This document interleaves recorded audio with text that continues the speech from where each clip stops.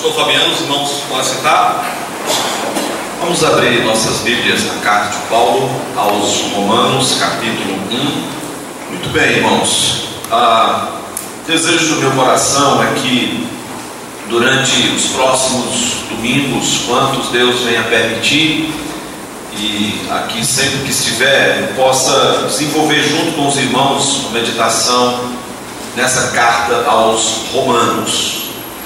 Eu confesso que ao mesmo tempo em que é uma daquelas cartas da Bíblia em que mais o meu coração se apega, é também aquela que mais me causa temor, aquela em que ainda hoje eu não tive coragem de expor, por algumas razões. É a carta que revela o Evangelho de modo mais pleno, mais simples e mais profundo ao mesmo tempo. Posso dizer que é um dos textos mais ricos da Palavra de Deus no que diz respeito ao ensino, à essência do Evangelho. É a carta de Paulo aos Romanos. Paulo, quando escreveu essa carta, ele não conhecia a cidade de Roma. Mas é muito interessante a forma como essa carta é exposta e abordada, e eu quero despertar o seu coração para que você olhe Romanos de um modo diferente a partir de hoje. Comece a olhar Romanos de um modo diferente. Eu já tenho estudado essa carta. Foi nessa carta que eu fiz a minha exegese quando estudei no seminário, apenas na frase "o justo viverá por fé", mas eu tinha que olhar toda a carta, e módulos, e livros, e comentários. Mas eu confesso que ainda é aquela carta que tem muita coisa que precisa ser muito bem explicada e anunciada e colocada de um modo muito claro, pela forma como Paulo vai apresentando por etapas o estado do ser humano, a sua condenação por causa do pecado, mas acima de tudo a misericórdia de Deus, o Evangelho, a justiça de Deus, mostrando que é no Evangelho que a justiça de Deus se revela e que o justo viverá pela fé. Que apesar do pecado universal, mas Deus tem um plano de redenção e uma proposta de vida para o homem através da carta aos Romanos. Então, ela não é uma carta técnica, ela é uma carta de vida, ela é uma carta simples, a expressão do mais profundo amor de Deus revelado no Evangelho. Através dessa carta nós vamos poder desfrutar de muitas bênçãos pela graça de Deus, enquanto meditamos nessa carta aos Romanos nos domingos à noite. Lutero, que foi um instrumento grandemente usado por Deus para a reforma protestante, que podemos dizer que foi um movimento para trazer de volta o povo para a Bíblia, para as Escrituras, trazer de volta a Bíblia para o seu devido lugar e mostrar que ela, e não qualquer outra pessoa ou escrito, é a autoridade final, é a palavra de Deus, é ela quem determina. Foi lendo Romanos que Lutero descobriu que a justificação do pecador é pela fé. Foi aqui onde ele teve um encontro de um modo muito especial com Deus. Agostinho, um dos mais influentes pais eclesiásticos no quinto século, foi também lendo Romanos capítulo 13, versos 13 e 14, que ele encontrou a paz, que ele encontrou a vida eterna na pessoa de Jesus Cristo aqui em Romanos. John Wesley, fundador do metodismo, grande homem de Deus, também encontrou a salvação lendo Romanos. João Crisóstomo, que era um grande pregador também do quinto século, conhecido como Boca de Ouro, ele pedia que lessem para ele pelo menos uma vez por semana a carta aos Romanos.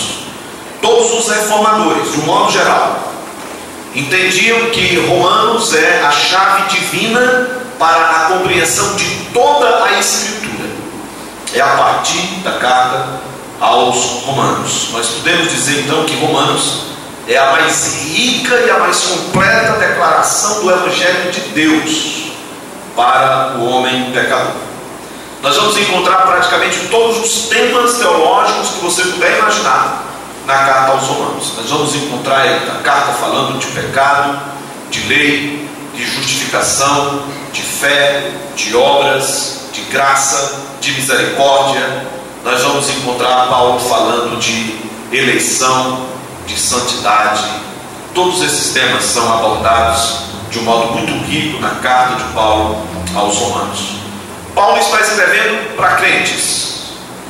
Ele está escrevendo para um povo que compreendeu o Evangelho, a igreja de Deus na cidade de Roma. E Roma, embora Paulo nunca tivesse ido lá quando escreveu essa carta, é muito provável que foi para morrer, era a sede do poder mundial, cidade que causava medo, causava temor. E Paulo, embora a gente sempre fale dele como sendo o maior missionário depois de Jesus Cristo, e de fato foi um grande homem de Deus, um homem de coragem, mas era um homem que sentia muito medo. Paulo não era uma pessoa que confiava nas suas habilidades, em qualquer outra coisa que Deus tenha dado a ele no que diz respeito à capacidade de pregar o Evangelho. Muito pelo contrário, quando ele escreve aos Coríntios, ele diz: quando eu fui até vós, eu fui com medo, eu fui com temor e com tremor, porque Corinto era uma cidade grande, mas era uma cidade perdida. Da mesma forma, eu imagino que na mente de Paulo, como ele era um grande missionário, ele tinha um sonho de um dia passar em Roma. Ele talvez nem imaginasse que um dia pudesse ter uma igreja na cidade de Roma. E como foi que Deus fez? Uma vez que Paulo não foi lá, e nenhum outro missionário foi enviado a Roma para pregar o Evangelho, como é que o Evangelho chegou em Roma? Como foi que Deus fez? Isso mostra o poder do Evangelho, a soberania de Deus e a forma ou as formas diferentes que Deus tem de fazer a obra missionária. Atos capítulo 2, dia de Pentecostes, quando marca o início da igreja, e o grande Pedro está lá agora pregando para pessoas de várias nações. Jerusalém recebe pessoas de todos os cantos, todas as cidades, de todas as regiões. Era uma grande festa, e naquele momento Deus usa o apóstolo Pedro naquela pregação de Atos 2, e diz o texto que as pessoas ouviam através da pregação sobre as grandezas de Deus. A pregação, ela não era voltada para o homem, para o bem-estar do homem. O que Pedro faz é o evangelho simples. O evangelho simples. Jesus morreu, Deus o ressuscitou. Vocês mataram Jesus, mas Deus o fez Senhor e Salvador. Jesus não está no túmulo, Jesus venceu a morte, e Ele é a nossa esperança e a nossa salvação. Pedro pregou o Evangelho, e é muito possível que no meio daquela multidão ali, onde milhares de pessoas depois se converteram, tinham pessoas de Roma, peregrinos, vieram de Roma para Jerusalém, e Deus colocou aqueles peregrinos diante da pregação de Pedro. E aquelas pessoas, sem muito alarde, sem muita propaganda, elas compreenderam o Evangelho, entregaram sua vida a Cristo, aquele Jesus que havia morrido e ressuscitado, e elas voltaram para Roma. E agora a cidade de Roma, a sede mundial do poder político, uma cidade com mais ou menos 1 milhão de habitantes. Já naquela época, foi para aquela cidade, por meio daquela multidão de tantos deuses, idolatrias e outras superstições, que o Evangelho chega caladinho no coração de várias pessoas. Mas aquelas pessoas não conseguiram ficar caladas, porque quem tem um encontro com Jesus, quem conhece o Evangelho, como o próprio Pedro diz depois, nós não podemos deixar de falar das coisas que vimos e ouvimos.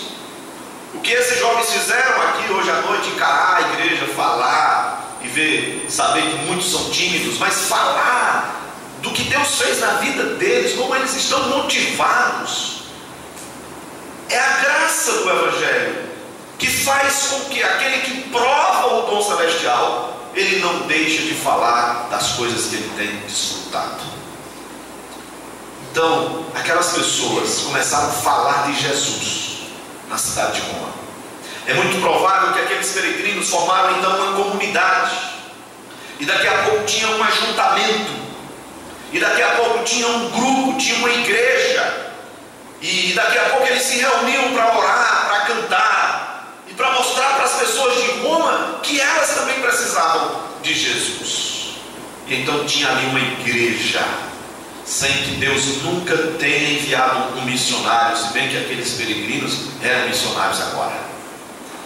E Paulo escreve porque ele conhece de ouvir falar aquela igreja, não conhecia a cidade, era uma igreja predominantemente de gentios, não era de judeus, gentios.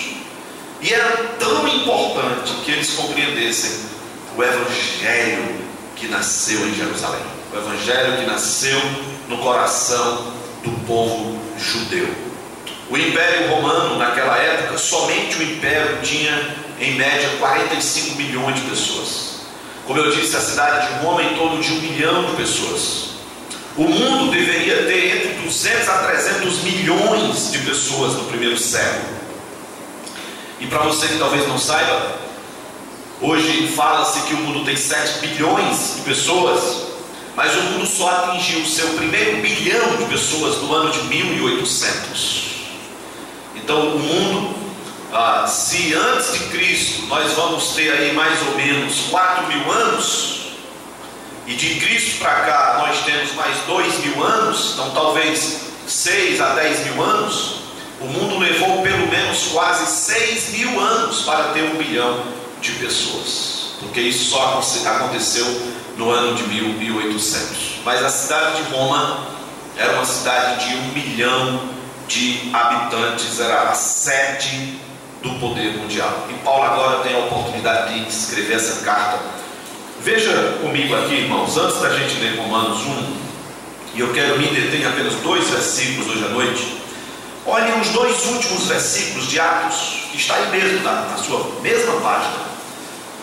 Os 2 últimos versículos de Atos, o último capítulo de Atos 28, os 2 últimos versículos 30 e 31. Aqui já é Paulo em Roma, e diz: por 2 anos permaneceu Paulo na sua própria casa, que alugara, onde recebia todos que o procuravam, pregando o reino de Deus, e com toda a intrepidez, sem impedimento algum, ensinava as coisas referentes ao Senhor Jesus Cristo. Então, aqui Paulo já tinha escrito a carta aos Romanos, porque quando ele escreveu ele ainda não tinha ido na cidade.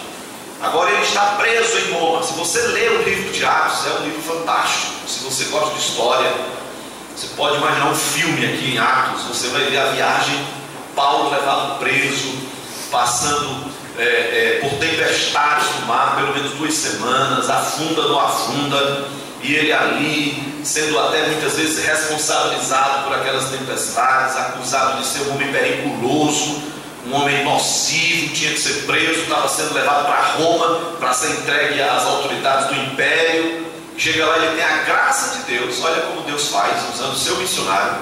Ele tem a graça de Deus de ter a liberdade condicional e de poder alugar uma casa, e ele fica 2 anos nessa casa, preso dentro de casa. E aí diz o texto que as pessoas começaram a ir na casa de Paulo. E ora, se Paulo ia perder tempo, ele não ia falar de religião, de igreja, de nada disso, mas ele falou de Jesus Cristo.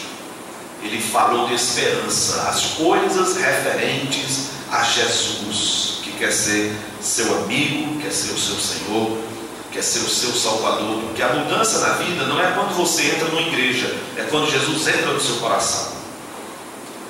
Muita gente dá testemunho porque agora está numa igreja, mas continua vazio dentro da igreja, continua triste dentro da igreja, não é ainda um bom marido, não é uma boa esposa, não é um bom filho, ele está na igreja. Mas se Jesus entrar na sua vida, no seu coração, aí você passa a ser uma pessoa diferente, uma esposa diferente, um marido diferente, um filho diferente, um crente que tem alegria. Então Paulo falava das coisas referentes a Jesus Cristo para as da cidade de Roma. O grande desejo de Paulo como missionário não era nem ficar em Roma, mas era chegar na Espanha. Ele vai falar isso lá mais perto do final da carta, os irmãos vão ver isso depois. O alvo missionário de Paulo era ir para a Espanha. Ele já tinha visitado várias regiões, 3 viagens missionárias, igrejas estabelecidas. Ele agora queria levar o evangelho para a Europa. Ele queria que o evangelho chegasse na Espanha, e ele tinha no seu plano missionário essa estratégia de chegar na Espanha. A gente não deve evitar de fazer planos. Aliás, deve fazer planos e devemos orar pelos planos, mas a resposta vem do Senhor. Esteja aberto com o coração para Deus mudar a rota, Deus fazer como Ele entende que tem que ser feito. Nós somos servos. Paulo tentou muitas vezes ir para alguns lugares e o Espírito Santo não permitiu. E então ele planeja ir para a Espanha, mas Deus não permite, porque agora ele vai morrer em Roma e ele não vai chegar lá. Mas essa carta que eu quero olhar com os irmãos, ela tem algumas preciosas lições. Capítulo 1, eu quero hoje à noite ver apenas versos 16 e 17, porque talvez esses 2 versículos resumam toda a carta. Paulo diz: não me envergonho do Evangelho, porque é o poder de Deus para a salvação de todo aquele que crê, primeiro do judeu e também do grego, visto que a justiça de Deus se revela no Evangelho, de fé em fé, como está escrito: o justo viverá por fé. Paulo traz essa frase, o justo viverá por fé, do Antigo Testamento. Lembram?